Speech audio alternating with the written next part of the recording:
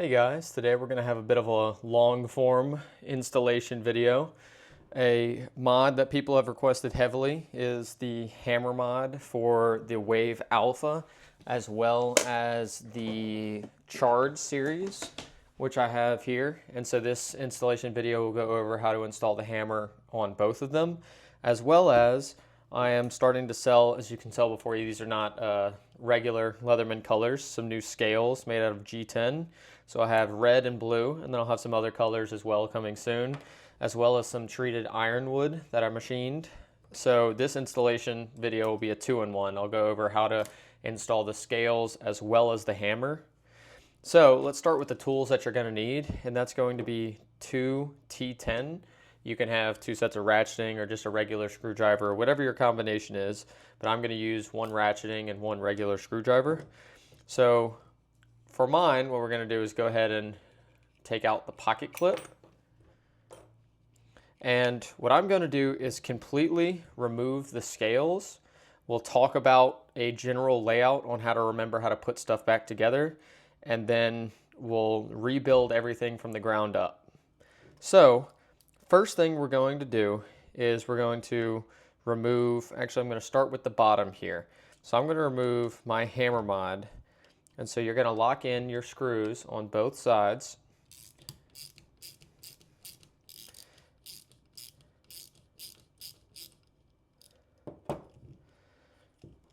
And mine might pop out on one side and yours might pop out on another. How I have my bolt with the threads on this side. And then the actual carriage side of it pops out on this side for me, but it could be reversed for you. I've noticed through having a bunch of Leathermans that sometimes they get assembled either way, so don't worry if some of these things are backwards from what you have.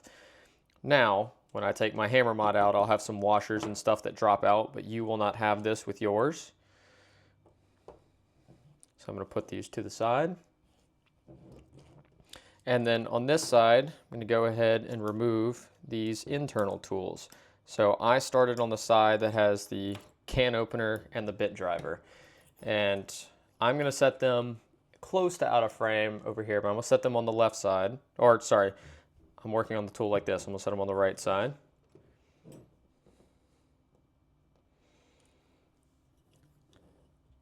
And then we're going to work on the top. So I'm actually going to install a set of my red scales onto the tool so that we can tell when I'm working with a new scale and when I'm working with an old one. So let me grab a couple more of my scales here.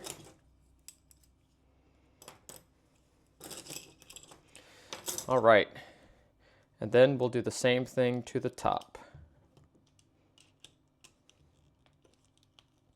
Now, don't worry, some of these bolts can be a little tight if you've never taken your tool apart before. Sometimes they can get a little happy with the Loctite, but just make sure your bits are fully depressed into the head of the screw. And this is the first opportunity I want to take to show the actual setup. And so this will apply to all 4 of these tools on top. Every time you have a tool, you're going to have a setup like this. You're going to have 1 washer, then you're going to have whatever the tool itself is, and then you're going to have another washer. This small washer goes between the frame and the tool, and the large washer goes between the tool and the scale. So the order goes frame, then small washer, then tool, then big washer, then this on top. And so that we don't go over that multiple times, I'll mention it briefly later, but that'll be the general arrangement for when we're taking all of these out later. Now, I know that my saw was here, and I'm going to push this bolt out the other side. I have my scissors that fell out, and then all my washers again. And if you'll notice, I'm going to try to get close to the camera, these pliers. This, if you're having difficulty feeding this bolt back through in a second, I'm telling you, this is what this is. So these are 2 very precise holes, and you have to get them incredibly precise and apply pressure inwards with your thumb to get them to line up. And so here, can you even tell it's a little difficult for me to push in even when I don't have anything, but sometimes a like little light tap just helps guide it in that first little bit. So Don't go crazy with it, but if you're having issues, just make sure you're trying to get those holes as concentric as possible. So next is I'm going to take out these little, we'll call them crowns for now. And we'll pop out the one from this side. And then this other one fell out somewhere on my desk. Don't worry, we'll put that one back in. No, it didn't. Sorry, it's in this bolt right here. So what we're going to do is I'm going to build back from the other side. So we have the scissors. And so I'm going to put these two together, and that's how these scissors are going to go in here. And then I'm going to grab my new scale. So whatever you get from me, red represents one of the new scales. So I'm going to take the new scale, and so it has the crown piece in it. I'm going to feed the bolt through, and then remember our washer arrangement before. We're going to take one of the large washers, we're going to set it on, then we're going to feed whatever tool we're applying at that point. So right now it's the scissors. With the scissors, it's a two-piece part, so you kind of got to make sure, see how we have a little gap right there? Just play them around until they notch together nicely, so now we don't have that gap anymore. And then we're going to take that small washer we talked about. And you can tell mine already, I'm showing that the pliers on the inside, not perfectly concentric. I don't know if you can tell on video well, but I'm pushing this and it's kind of going more into concentricity. So I'm gonna do the same thing as before. I'm gonna get them as close as I can. And we're not hitting this hard, but just if you think that you're fully aligned, but it's not going in, just give it a little love tap.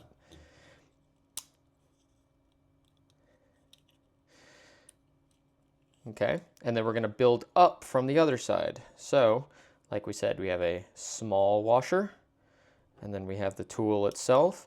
And these liner locks right here, obviously it's a spring loaded, so I find it helpful. See that you can see the pressure from the bolt on the backside. I'm pushing in from the backside to kind of compress everything like this.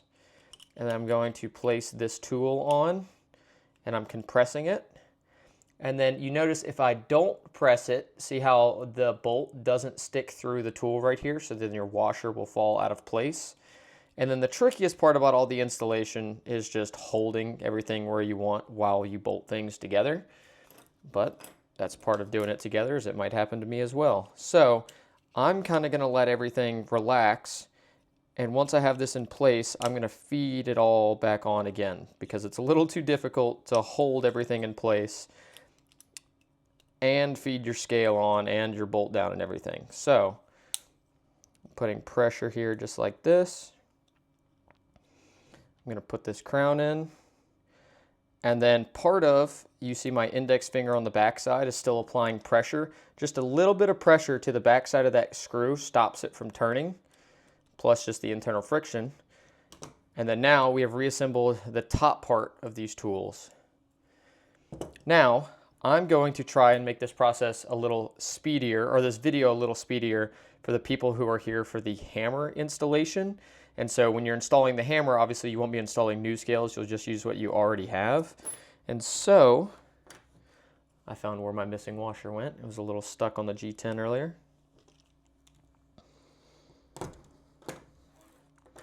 I am going to take this side, and if you've worked on my hammers before, this will feel like a familiar process. I'm going to insert my hammer into the open position. So what I mean is, you'll notice these notches back here will fit into the bar on this locking bar. So I'm going to fit it in until it kind of notches into place, and you'll notice it's locked. And then we're going to work from one side over. And so actually, I apologize, I forgot about one tiny tool that'll make this process easier, and that's just some very small flathead screwdriver. You can use the tip of a knife if that makes it easier for you, just something thin, and you'll see why in a second. So what we're going to want to do is feed the bolt through, but the first step will be to feed a washer into this gap. So I'm going to come up with a washer like this, and these scales are plenty flexible, so you can have quite a bit of engagement here, kind of flex it back out of the way, then back into place. And so then you're going to, I apologize, I moved this out, feed this through. Now I'll try to get it on camera. You can see that this bolt went through the hammer but not through the frame yet. And we're going to add a second washer right there. And so you can tell right there the washer's not perfectly in line. So this is where the small kind of flathead comes in handy. Is we're just going to take this small flathead. You can really use anything, but I find that this is the easiest. And move that washer into place. And now just a fair bit of wiggling normally helps get it into place, but if not, you might have to do some shimming with these washers. Oop, mine slipped out of place again. Like I said, you can pivot this out of the way. And now it has passed through, so I have a washer on both sides of this side of the hammer. So then we'll rebuild the internal tools like normal, and so that goes can opener first when you're working from this side. Hoping that the video doesn't come back through mirrored. In case this is coming through mirrored, you'll notice your bit driver has a recess on one side but not the other. This recess always faces the outside of the frame. There's these little divots down there, and so the recess is to fit on that divot. So then we're going to take the original washer that went between these two, which I have right here, and we're going to feed this original washer back on to the bolt.